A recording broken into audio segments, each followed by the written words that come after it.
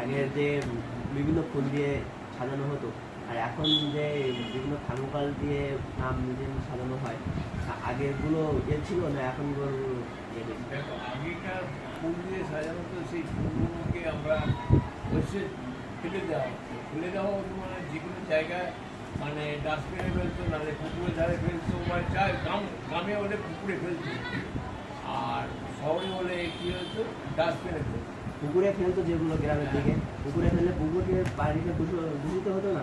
একসময় হতো, তখনকার মানুষের তো সেই অভিজ্ঞতা ছিল না।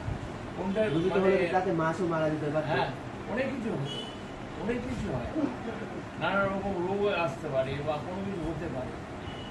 এখনকার বর্তমানে সেটা মানুষ করতে দেয় না। এখন থার্মোকল হচ্ছে, থার্মোকলে কি একটা উপকার হচ্ছে কি, ধরো একটা বিয়ে বাড়ির উপর আরেকটা বিয়ে বাড়ি বা একটা অনুষ্ঠানে ওটার ওপরেই কাজটা করে দিচ্ছে, যারা ডেকোরেটর তারা ওই কাজটা করছে। এইবারে এই বর্জ্যপদার্থগুলো নিয়ে কী করছে, মানে এখনকার যে এখনকার বর্জ্যপদার্থগুলো আমাদের ধাপায় চলে যায় বা কোনো একটা এতে চলে যায়, সেখানে গিয়ে জ্বালিয়ে বা কোনো একটা এতে করা হয়।